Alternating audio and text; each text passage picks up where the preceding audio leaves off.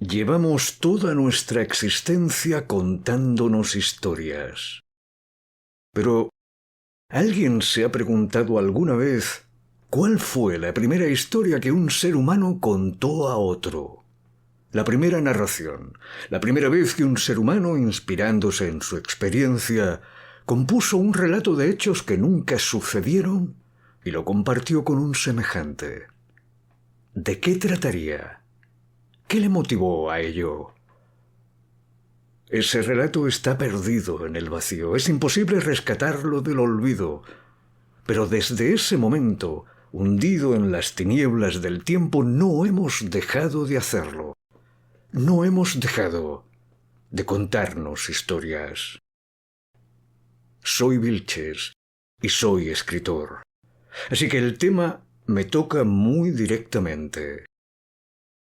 A pesar de mi oficio, mi formación es de historiador.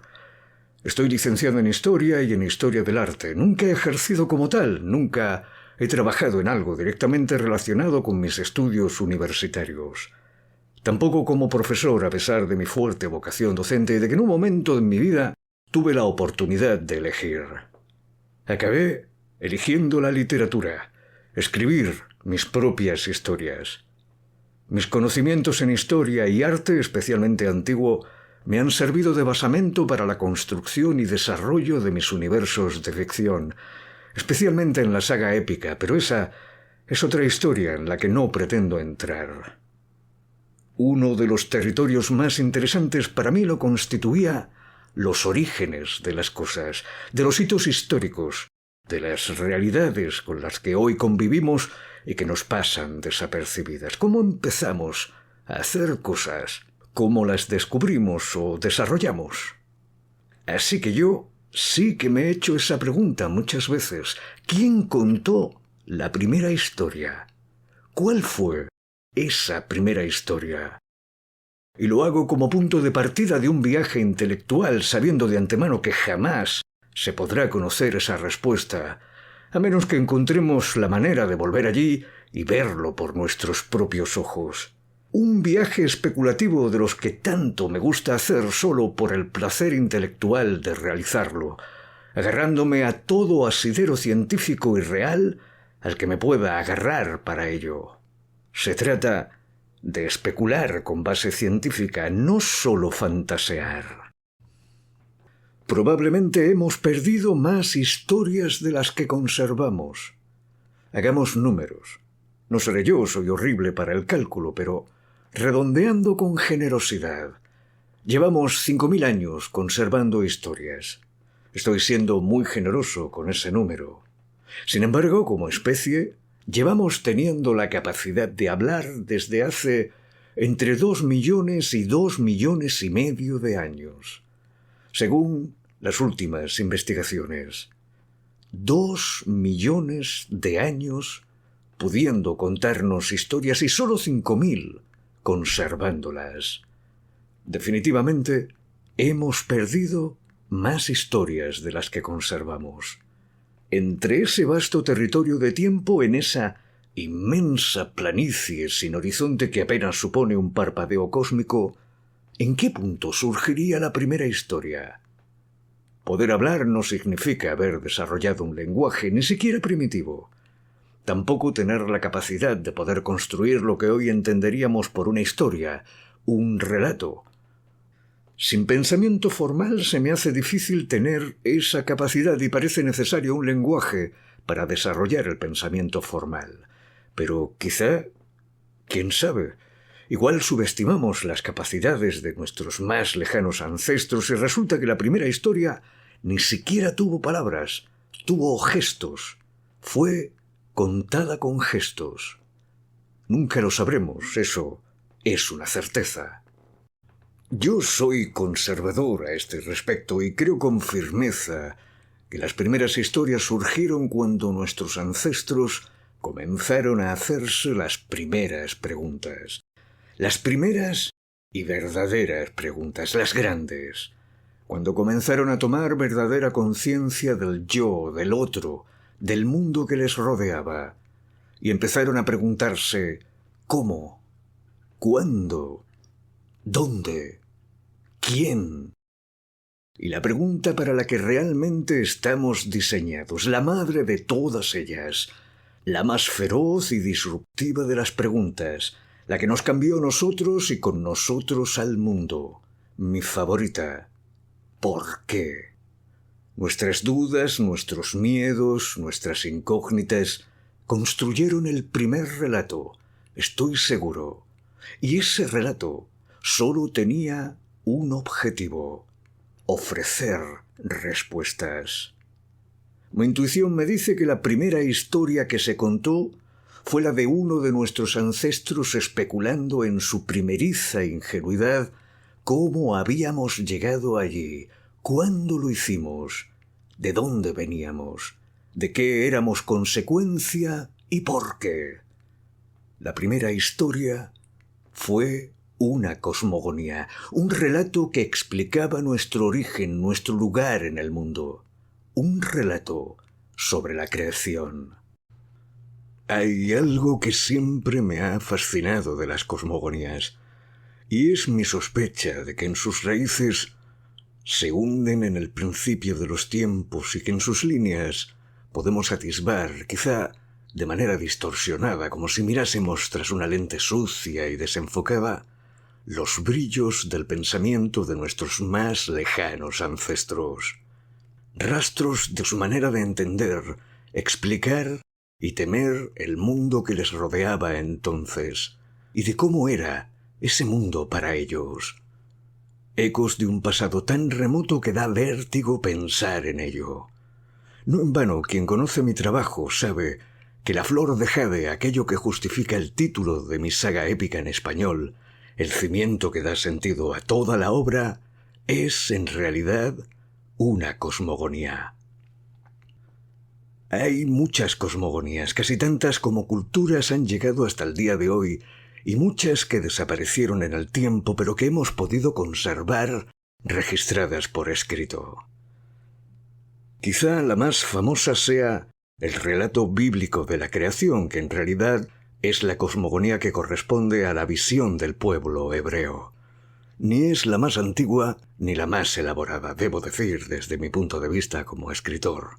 Y solo es la más conocida, no porque sea la más interesante, sólida o trascendental, sino por el viaje histórico que hizo, aparejada al cristianismo y su expansión histórica.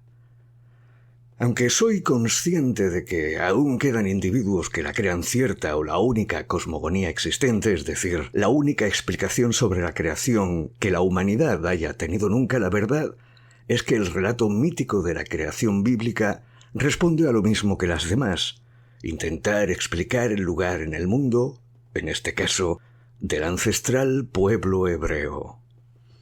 En ella pueden verse los ecos de aquellas primitivas comunidades norteñas de pastores que vivían en un mundo duro, agreste, de clima cambiante sin previo aviso, y que en un ejercicio de sincretismo verdaderamente extraño, anómalo en su entorno, unificaron en una sola figura creadora el origen de todo, que moldeó al hombre del barro. Anotemos aquí un pie de página. Y a la mujer del hombre. Esto es un rasgo sorprendente que no se halla en muchas cosmogonías, debo decir, la clara identificación de la mujer como una creación a partir del hombre. En el relato bíblico, desde su misma concepción, la mujer queda sometida al hombre, no es una creación genuina de la divinidad, es un sucedáneo, dada forma a partir de una parte de la creación original, el hombre. Interesante y revelador, cuanto menos. No pretendo entrar en debate aquí porque me saldría del tema, pero buena parte de la visión preponderante de lo masculino sobre lo femenino, la subyugación de la mujer frente al hombre que ha dominado la historia de la humanidad y que queda justificada en este particular relato de creación, deriva precisamente de haberlo asumido de manera global por el cristianismo, que luego se extendería sobre el planeta y quedaría establecida como una de las grandes religiones de la humanidad aún persistentes.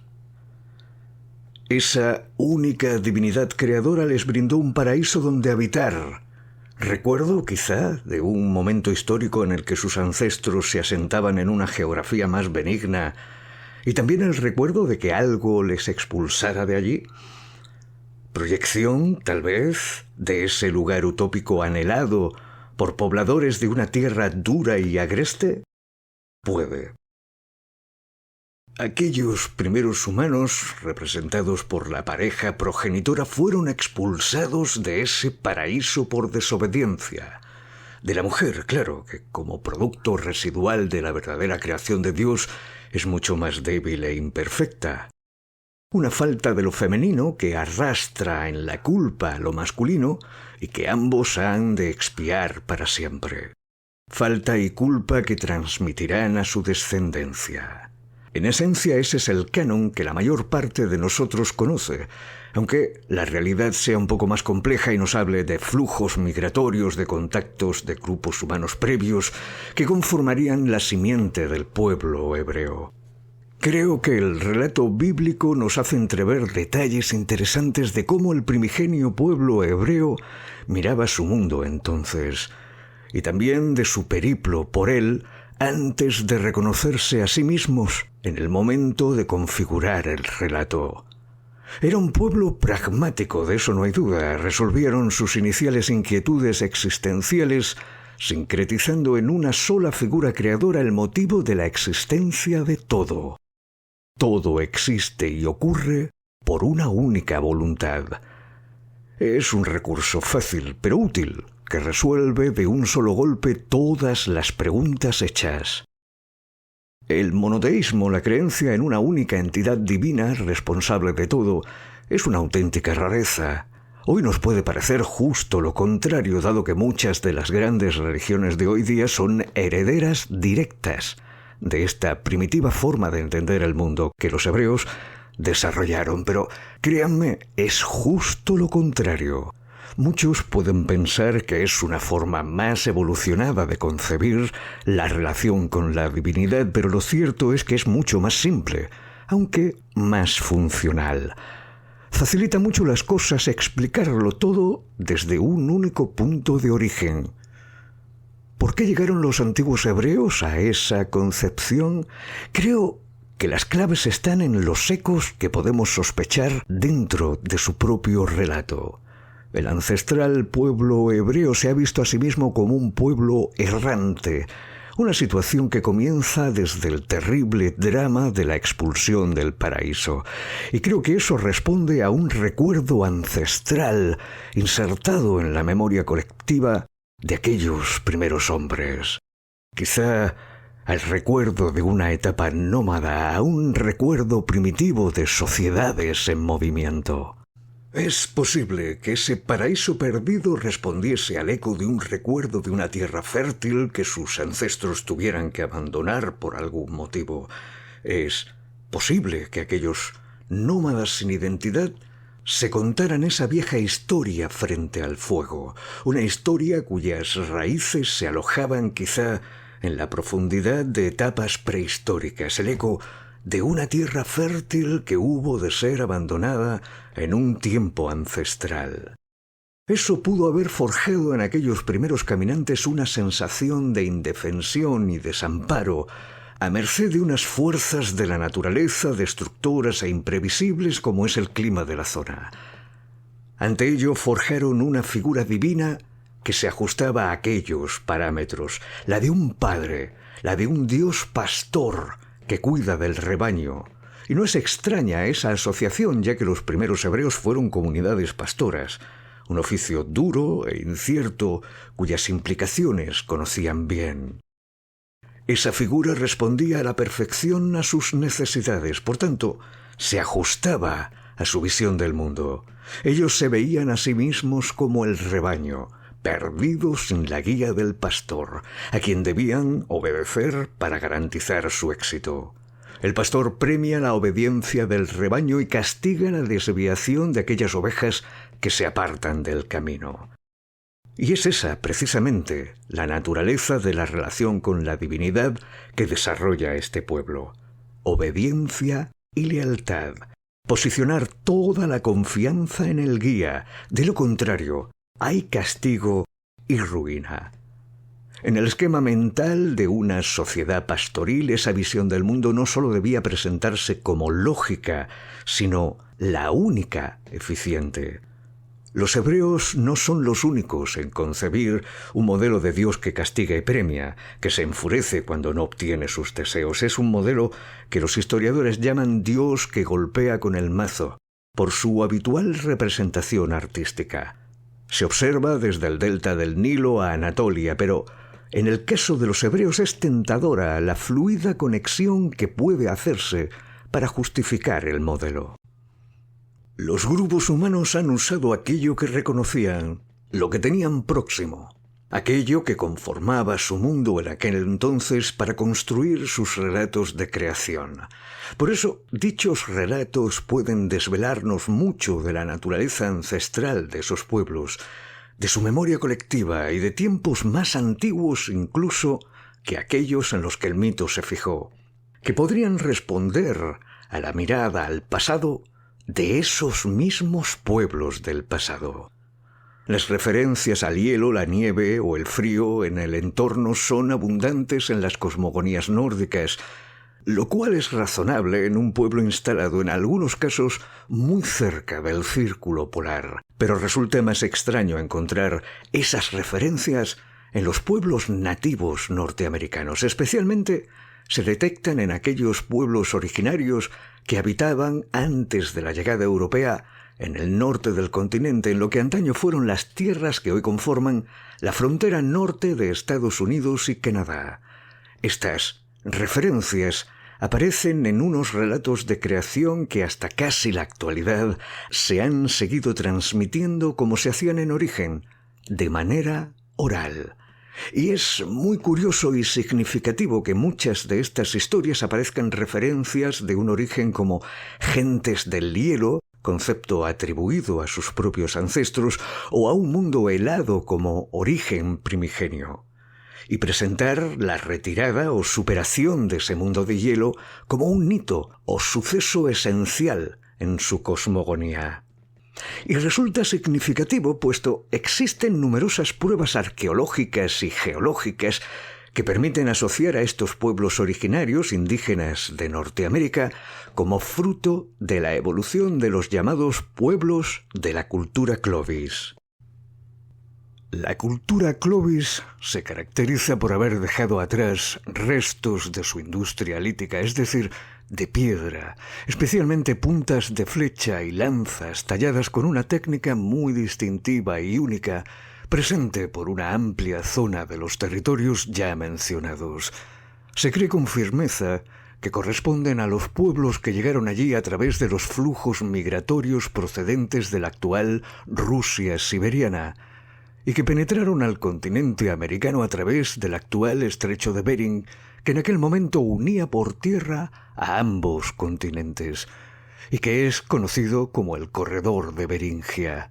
Estamos ante los primeros pobladores humanos del continente americano que, tras abandonar el continente eurasiático por su extremo más septentrional, alcanzaron las tierras de un nuevo continente, el americano, en unas fechas que podrían estar fijadas en algún punto entre el 16.000 y el 12.000 antes del presente, y que finalmente sobre el 10.000 antes del presente podrían haber logrado instalarse en las planicies del centro norte del continente para acabar dando origen a lo que hoy entendemos como los pueblos originarios de Norteamérica que todos conocemos. Lo interesante aquí es que lo que aquellos pueblos migratorios encontraron a su llegada al continente americano, constatado por numerosas pruebas arqueológicas y geológicas, fue un muro de hielo, una tierra dominada por la glaciación que en algún momento, en sus etapas finales, al retraerse los glaciares, presentó un pasillo permitiendo a estos pueblos avanzar a través de él e instalarse y desarrollar esa industria Clovis en el proceso, para finalmente convertirse en la raíz que acabaría por configurar a los distintos pueblos originarios. Y en algunas de sus historias de creación, en algunas de sus cosmogonías, parece que ese recuerdo quedó fosilizado. En la memoria de alguno de estos pueblos parece conservarse aún ecos, trazas de ese momento glaciar. Un recuerdo de esa etapa de la edad del hielo. Si se puede sospechar esa fosilización en sus historias de creación, perviviendo oralmente de generación en generación, en esas primeras historias contadas junto al fuego, perdurando y fosilizándose en mitos ancestrales que explicaban su lugar en el mundo, su respuesta al cuándo, dónde, cómo. No resulta una temeridad pensar que en cosmogonías de otros pueblos y culturas no hayan quedado también esos ecos. Sé que es especular demasiado, pero ¿no podría estar hablando el mundo dominado por titanes presente en las cosmogonías antiguas vikingas o incluso griegas, de un pasado prehistórico gobernado no solo por las fuerzas imparables de la naturaleza, sino también del lejano recuerdo de un mundo compartido con los grandes ejemplares de megafauna del Pleistoceno, como los mamuts o rinocerontes lanudos? Un mundo de gigantes, titanes, que nuestros ancestros contemplaron, enfrentaron y en algún momento vieron desaparecer para dar lugar al mundo que hoy conocemos. Es una respuesta que probablemente jamás podamos responder con la certeza exigida para saberla un hecho, pero hay sospechas razonables de dónde podrían encontrarse los nutrientes de esas antiguas cosmogonías y los ecos de lo que nos están contando en realidad, más allá del colorido mundo presentado en el mito. La más antigua de ellas, consignada en la escritura, es decir, la cosmogonía más antigua conservada, es la Sumeria.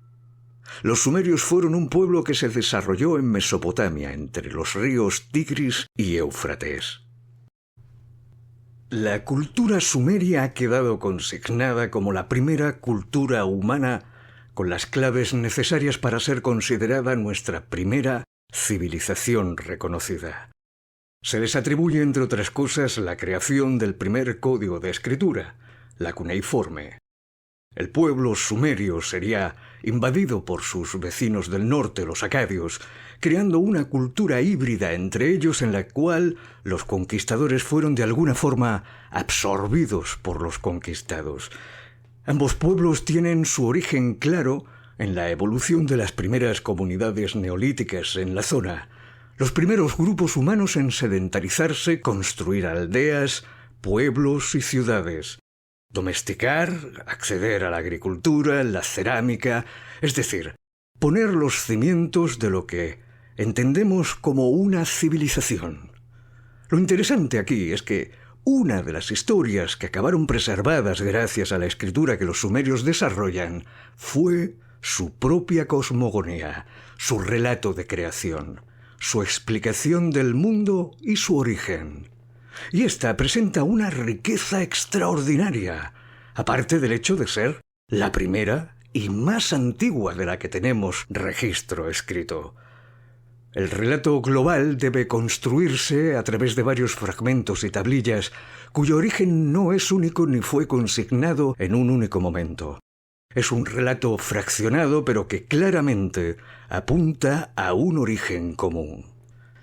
El segmento que relata la creación nos llega a través de un extenso poema conocido como Atrahasis, consignado hace más de 1,5 milenios antes de Cristo.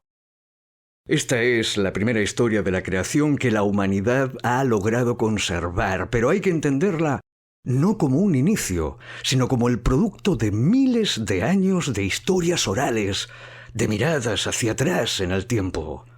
Una historia que probablemente recogió y se empapó de muchas otras, de muchos matices diversos que la enriquecieron y probablemente también la desvirtuaron de algún modo, hasta llegar finalmente a ser encapsulada en el tiempo a través de la escritura, y quedar así fosilizada, sin posibilidad ya de modificarse. Estos grupos humanos que evolucionarían hasta ser identificados más tarde como sumerios o acadios, esas comunidades que se narraban a sí mismos su intuitiva explicación de dónde venían, qué razón o hecho explicaba y justificaba su existencia, La encontraron identificándose como el producto de la creación de otros. Y este punto resulta muy comprensible en una sociedad productora. Si nosotros podemos crear, es posible que nuestra existencia responda a haber sido creados.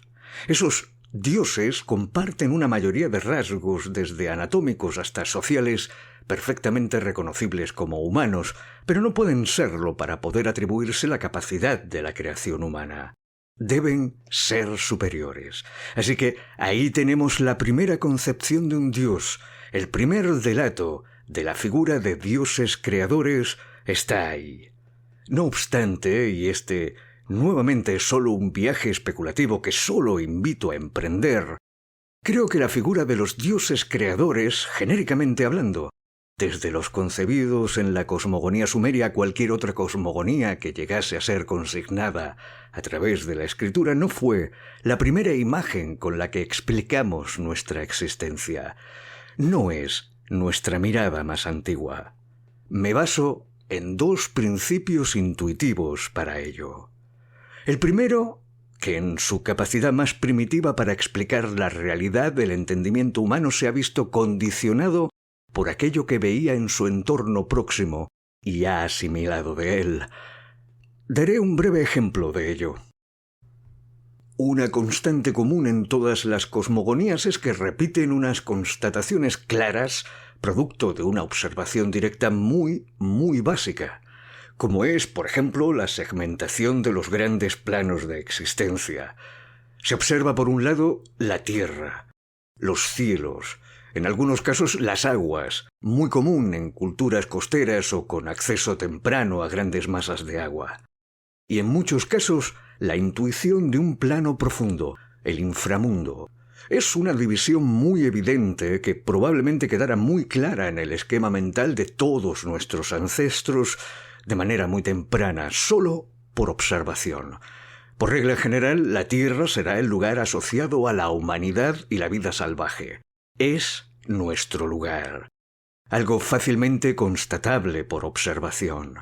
Los inalcanzables cielos quedarán como el lugar de lo extraordinario, fuera del alcance humano, por lo que no resulta extraño que acabe siendo el lugar de las divinidades. El inframundo será el escenario de lo peligroso y oculto, quizá me atrevo a pensar, porque el ser humano asociará pronto el subsuelo con eventos catastróficos y violentos como la emanación de gases tóxicos, terremotos o flujos magmáticos. También el ser humano observó y comprendió el dimorfismo sexual evidente de nuestra especie, las diferencias obvias entre el hombre y la mujer, a pesar de pertenecer a una misma naturaleza, por lo que todas las cosmogonías incluyen una explicación sobre el origen de ambos sexos de la especie. Estoy profundamente seguro que las versiones más antiguas y primitivas del relato ya incluían estos aspectos. La otra constante común es la inclusión de elementos locales y propios en esos relatos primigenios. Por lo tanto, por ejemplo, no debe de sorprender a nadie que se incluya a la fauna local conocida en el relato, divinizándolos incluso.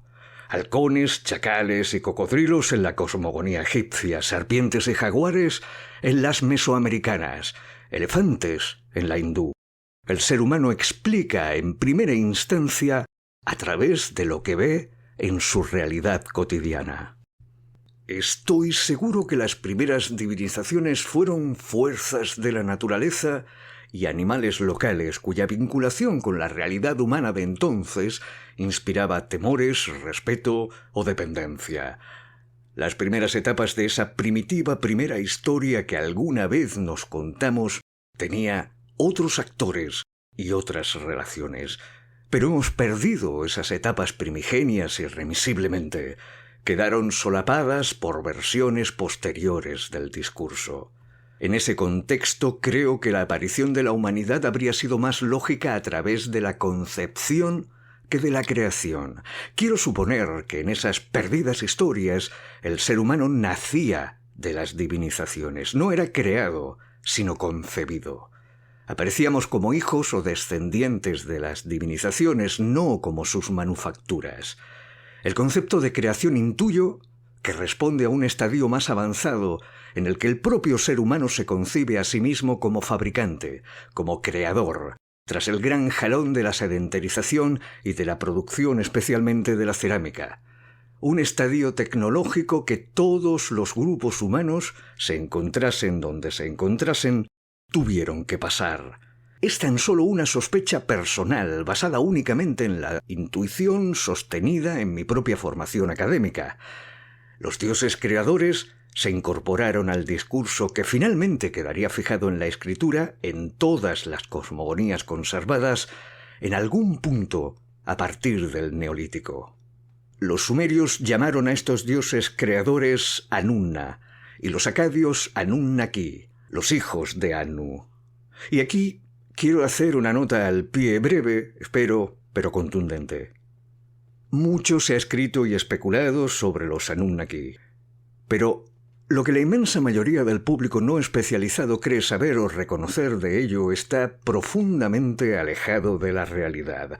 Especialmente lo está la línea pseudocientífica que, amparándose en la mención sumeria de los Anunnaki, hace descansar sobre ellos la base de una teoría creacionista alienígena. Es decir, afirman que lo que el poema de la Trahasis nos está contando es, en realidad, que la humanidad es producto de la creación de una raza alienígena. Esa concepción es rotundamente falsa, sin fisuras, falsa, ficción. De hecho, producto de la ficción de un solo escritor, Zecharia Sitchin, un escritor azerbaiyano nacido en 1920 y fallecido en 2010, que durante la década de los 70 publicó una serie de novelas en el muy de moda entonces estilo pseudocientífico. En ellas deja caer los esbozos de esta teoría basándose supuestamente en traducciones propias de las tablillas sumerias y sus conclusiones. Sitchin usa un recurso ya no literario, sino claramente publicitario, que hoy no dudaríamos en acusar de clickbait. Este recurso es hacer pasar una obra de ficción por real, veraz, ya sea histórica o científica, solo y exclusivamente como enganche para el público y garantizar mayores ventas. No es el único caso, y todos ellos han llevado a la misma confusión entre sus lectores. Todas usan un mismo recurso: usar, supuestamente, una información exclusiva, a veces de carácter secreto, unas supuestas fuentes reales que legitiman la veracidad de la historia, pero que sólo su autor conoce. En otros casos se hace uso de fuentes existentes, reales, pero de dudosa reputación, o teorías marginales que son las que sostienen los ejes de la historia y, en última instancia, dan apariencia veraz a la historia.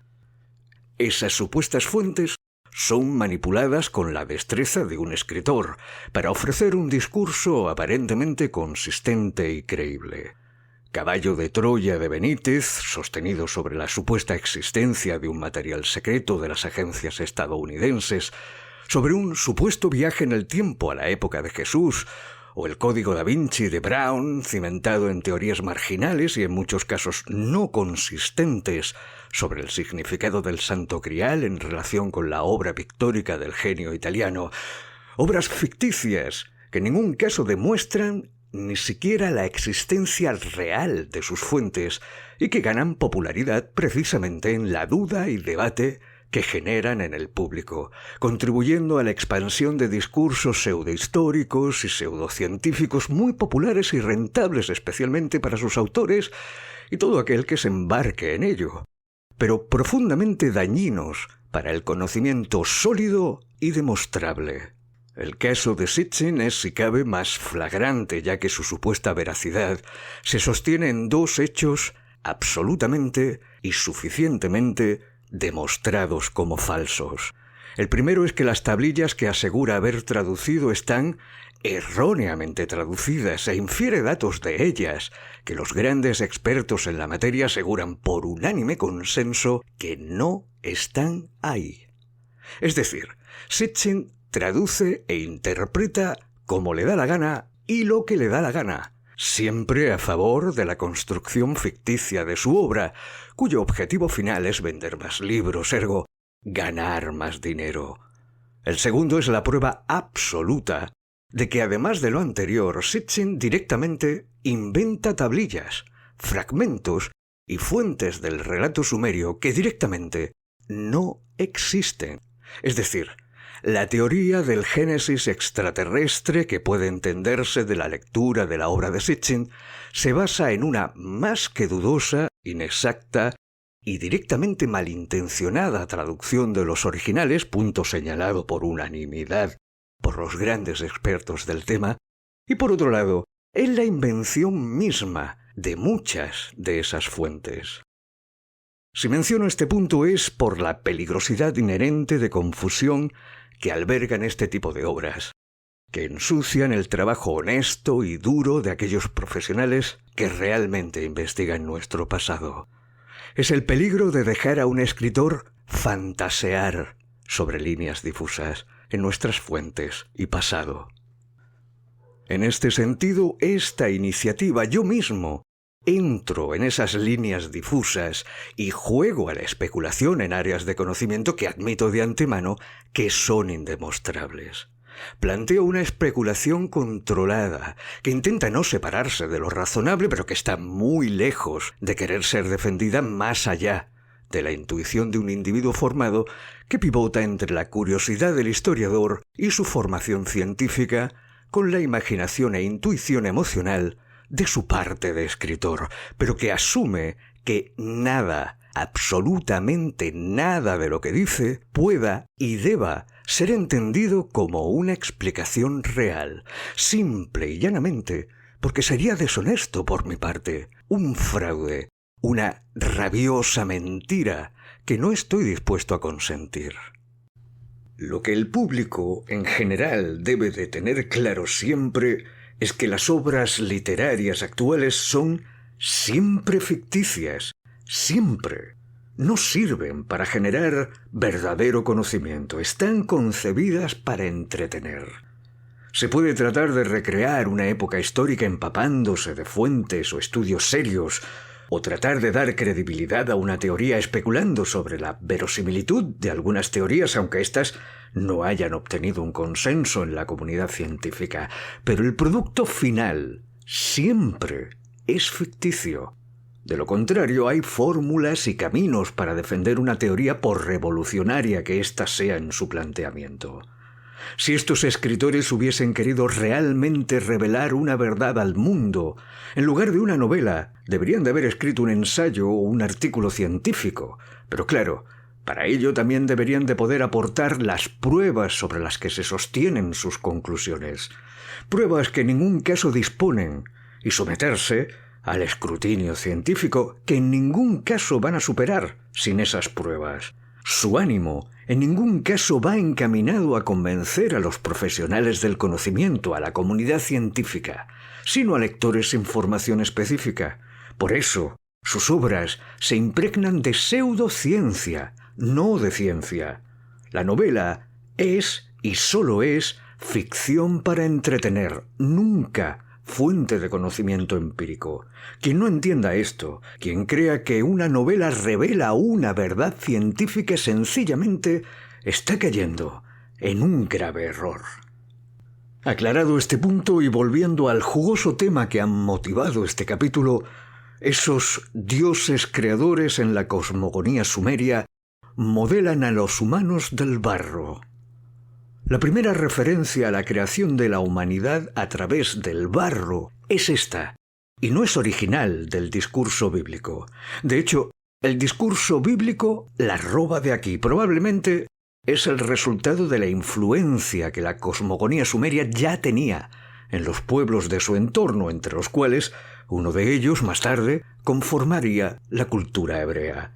Y no será el único préstamo que el discurso bíblico tomará de los sumerios. Mi intuición me lleva a pensar, y esto es una especulación absolutamente personal, que ese elemento no está escogido al azar, ni es en absoluto circunstancial o menor. Creo que nos retrotrae a la propia memoria neolítica de esos grupos humanos.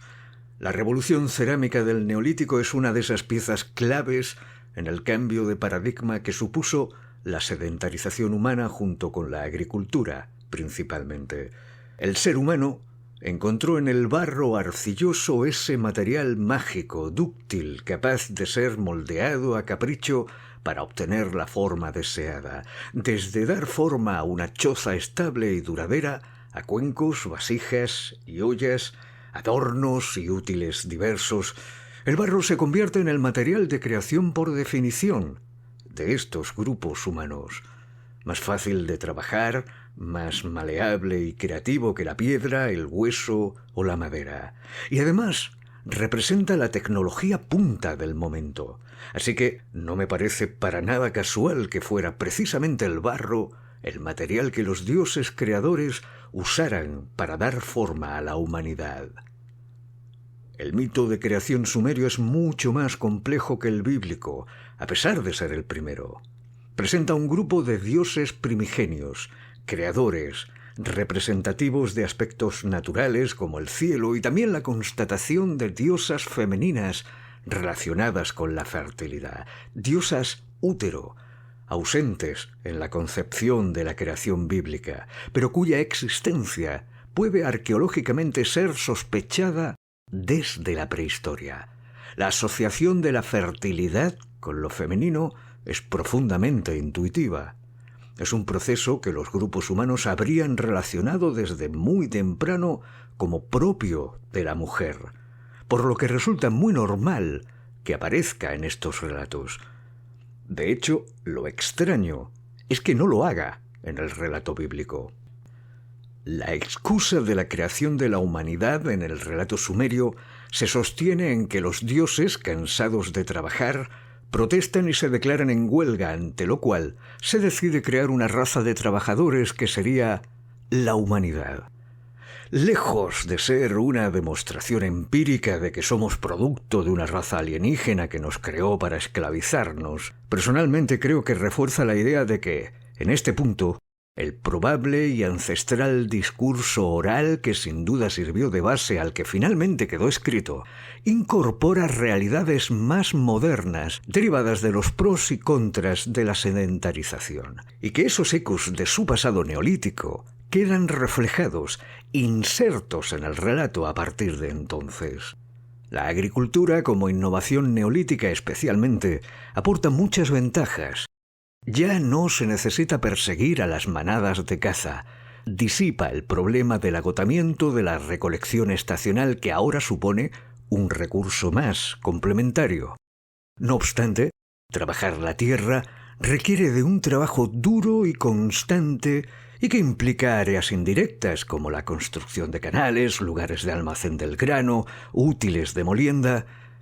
Nuestros ancestros abrazaron las ventajas de producir alimento en cantidad para toda la comunidad que les garantizaba la supervivencia, especialmente en momentos de climas más duros, algo para lo que necesitaban establecerse en un punto fijo.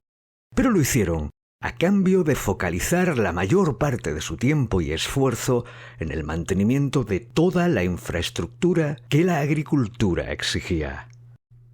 Puede que en ese mismo sentido deba entenderse la línea del discurso bíblico en la que ante la desobediencia de la pareja progenitora, Adán y Eva, se les expulsa del paraíso y se les castiga a ganarse el pan con el sudor de su frente. Puede que esté refiriendo precisamente a esa concesión necesaria que la sedentarización del Neolítico y el desarrollo y explotación de la agricultura especialmente exigía, que el paraíso bíblico en realidad sea el eco del recuerdo idealizado de las sociedades cazadoras y recolectoras, en las que el ser humano podía simplemente tomar de la naturaleza lo que tenía al alcance de la mano.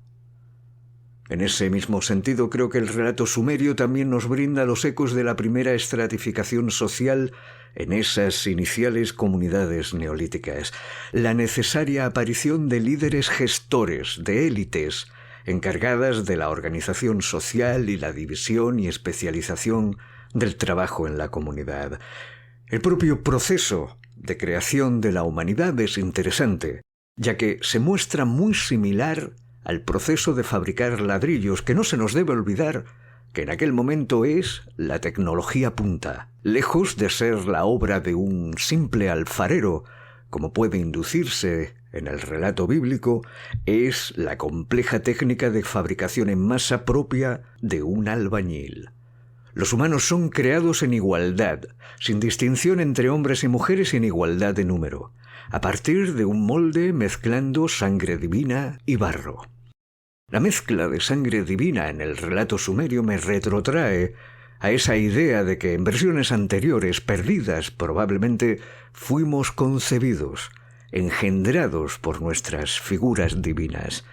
En esta versión ese eco queda reflejado por el uso de la sangre, también por la intervención directa en el proceso de diosas engendradoras, diosas útero, lo femenino, al fin y al cabo imprescindible para la gestación. Me resulta especialmente interesante que esas historias de creación también pudieran recoger y fosilizar recuerdos de hechos catastróficos, sucesos naturales o no, que pudieron marcar el recuerdo colectivo de las comunidades que construyeron esos relatos. En este sentido, tanto el poema sumerio como el relato bíblico mencionan el dramático suceso del diluvio. Hay que mencionar que el relato original es el descrito en el Atrahasis y que el discurso bíblico lo copia punto por punto. Hoy hablaríamos de plagio flagrante. En realidad, las comunidades hebreas primitivas probablemente solo se hacen eco de un relato conocido y extendido en la zona, un relato que probablemente formaba ya parte del folclore, del mito popular, reforzado además por el hecho de que la fuente de ese relato era la civilización más poderosa e influyente de su momento, un referente cultural, podríamos decir. El relato bíblico de Noé no es que se inspire en el segmento del diluvio del Atrahasis, es que hace un corta y pega en toda regla. Se limita solo a añadir algunos ajustes menores que encajen mejor con el tono del discurso bíblico y cambiar los nombres de los protagonistas. Aparte de eso, es exactamente igual. Lejos de ser visto como un robo intelectual, lo que demuestra, y de forma bastante empírica a mi entender, es cómo funcionaba la dinámica de los relatos orales, que no tenían ningún problema en incorporar, influenciarse y asimilar segmentos e historias ajenas a su propio discurso. Esto funcionó así, y probablemente todas las historias orales se fueron llenando con el tiempo de la influencia de otras tradiciones orales hasta completar los relatos que llegaron a la forma escrita. Habla también de lo permeables que esas tradiciones orales eran. Lo más curioso es que hay razonables pruebas arqueológicas que podrían indicar que alrededor del quinto milenio antes de Cristo efectivamente pudo haber ocurrido un desborde catastrófico de los cauces del Tigris y el Éufrates, que pudo haber anegado y arrasado con muchas de las comunidades neolíticas instaladas en sus cauces. Un evento que tuvo que ser vivido como una inundación universal y lo bastante devastador como para haber quedado improntado en la tradición oral. Un desastre natural que nada tuvo que ver con un castigo divino, pero que nuestros ancestros recogieron e interpretaron con el tiempo de esa manera. Este tipo de trazas en los relatos de creación suponen para mí el mayor punto de interés, y podría seguir hablando de ellos durante horas. Nada he mencionado del Génesis egipcio, de sus dioses del orden y la concepción cíclica del mundo, el ciclo de nacimiento, desarrollo, muerte y resurrección tan antiguo como lo es la propia naturaleza, que en el caso egipcio queda irremisiblemente vinculado con las cíclicas y predecibles crecidas del Nilo. Un esquema de un mundo en orden que contrasta tantísimo con las cosmogonías de dioses impredecibles propias de climatologías más inestables como las del creciente fértil o el Próximo Oriente. Cómo sus discursos, sus relatos de creación tienen claves completamente distintas que dependen en exclusiva de las características y diferencias de entorno geográfico y la experiencia vital en dichos entornos de las comunidades que construyeron esos relatos. Irnos a las particularidades de las cosmogonías clásicas con dioses que usan a la humanidad como instrumento para sus propias intrigas políticas, o las cosmogonías centroeuropeas, apegadas a los bosques y a una naturaleza de la que tardaron mucho más en despegarse. Sin contar entrar en las complejas concepciones del Génesis en Oriente. Pero creo que mi punto ha quedado suficientemente claro. Cómo nuestros primeros relatos probablemente fueron esas historias en las que tratábamos desesperadamente de justificar el motivo de nuestra existencia, y que con seguridad contienen ecos de experiencias, voces y miradas de nuestro pasado más ancestral. Pero estoy seguro que junto a estas historias de la creación, esas historias motivadas por nuestra primaria necesidad de responder a las incógnitas más elementales, hubo otras. Las perdimos como el resto, como perdimos incluso las versiones más antiguas de los relatos de creación antes de ser llevados a la escritura y detenidos en el tiempo. Pero intuyo que es también ahí, en esas primeras historias que acabaron fijadas en el barro, la piedra o el metal, que se encuentra la semilla que permite intuir qué otro tipo de historias comenzamos pronto a contarnos alrededor del fuego. Junto a aquellas que nos hablaban de dioses creadores, de nuestro lugar en el mundo, estoy seguro que pronto surgieron otro tipo de relatos que compitieron por robar la atención del público. Historias y relatos que hablaban de nosotros, centrados en nuestra propia naturaleza humana, en nuestros potenciales, deseos, aspiraciones, que sirvieron a la comunidad de referencia, metáfora o proyección de lo que todo humano es capaz, o al menos puede aspirar a conseguir. Los relatos heroicos, los relatos de individuos excepcionales que representan un ideal de la propia potencialidad humana, individuos dotados de coraje y valentía, salidos en muchos casos de los estratos humildes, con ansia de exploración y búsqueda, capaces de sortear peligros y adversidades, que desafiaban a los dioses y a las barreras impuestas, que se ganan la admiración y el respeto por sus actos nobles, tanto de sus semejantes como de los propios dioses, que pueden llegar a recompensarlos con dones extraordinarios e incluso con un lugar entre ellos. El prototipo del héroe, su estereotipo, quedaría muy pronto dibujado. Y nos encantan las historias de héroes. Una vez diseñado el modelo, lo hemos repetido hasta la saciedad. Quizá, cuando pensamos en historias heroicas, los modelos que se nos vienen a la cabeza son los de la antigüedad clásica. Los semidioses griegos como Teseo, Perseo, Jasón o Hércules, el propio Ulises o Aquiles.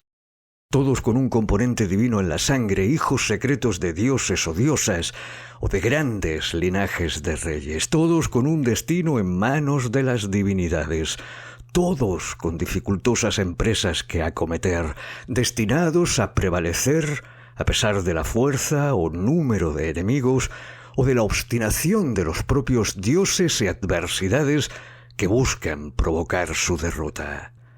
Es un modelo que seguirá repitiéndose en el tiempo y que tendrá eco en todas las culturas. Las leyendas nórdicas tienen sus sagas heroicas que cuentan las gestas de linajes enteros. No hay cultura o nación que no disponga de sus héroes, que descienden del mito para ser reconocidos en personajes históricos, cuyas gestas y leyendas en numerosas ocasiones se adornan y exageran. El caballero Golán, el Cid campeador, Sifrido y el dragón, David que pelea contra Goliat, Sansón. Hasta el relato bíblico cuenta con sus héroes.